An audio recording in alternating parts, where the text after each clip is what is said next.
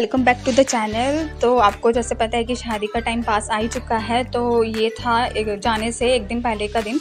मैं उस टाइम पे सबके कपड़े जो है वो आयरन कर रही थी। फिर उसके बाद मैंने सब कपड़े आयरन करने के बाद सारा पैकिंग किया, क्योंकि पैकिंग करने के बाद कुछ भी समझ नहीं आता है कि किसको कैसे रखा जाए। लेकिन मैंने फटाफट से पैकिंग कर ली थी अपनी।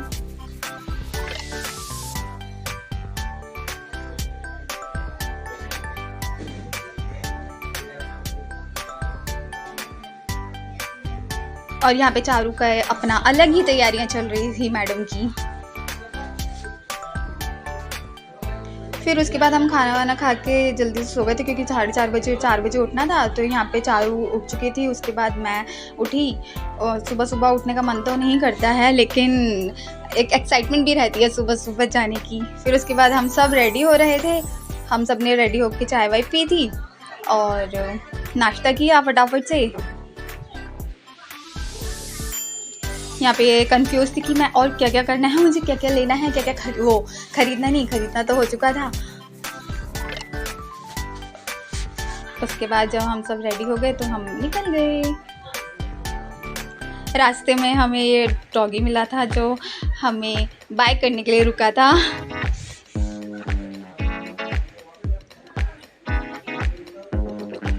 फिर हमने न्यू दिल्ली के लिए ऑटो किया। ये सुबह का टाइम है, अंधेरा ही हो रहा था अभी तक। लेकिन आज क्या हुआ कि आज हमारा पोपट हो गया। जो हमारी ट्रेन थी वो हमेशा से न्यू दिल्ली रेलवे स्टेशन से ही आती है, बन के चलती है। लेकिन आज वो निज़ामुद्दीन से बन के चली। तो हमें बिल्कुल भी नहीं पता था, आइडिया नहीं था। लेकिन हम न्यू दिल्ली पहुँचे। वहाँ पे जब हमने थोड़ा वेट किया,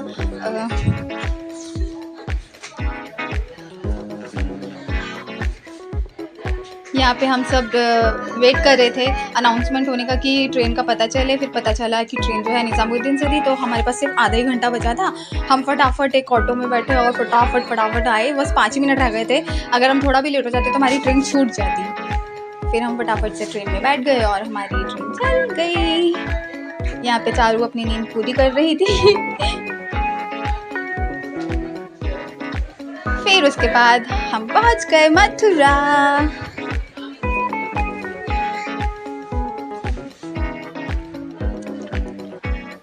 मथुरा आने की जो खुशी होती है ना, वो बिल्कुल अलग होती है। नानी का घर हमारा, मतलब हम बचपन से छुट्टियों में नानी के घर ही आते थे।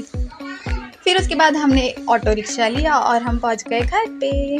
घर जाते ही सबसे ज़्यादा हमें बहुत ज़्यादा भूख लगी थी, क्योंकि सुबह हमने सिर्फ चाय पी थी और ज़्यादा कुछ नहीं किया था। तो हमने फटाफट से वहाँ पे नाश्ता किया।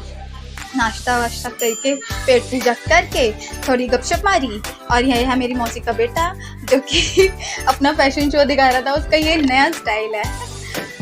ये बहुत ही ज़्यादा खुश था और ये बार बार ना निक्की को उसके शूज़ दिए जा रहा था और कह रहा था कि चलो आपने खाना पीना खा लिया है, अब आप अपने घर को निकल लो। पता कितने है?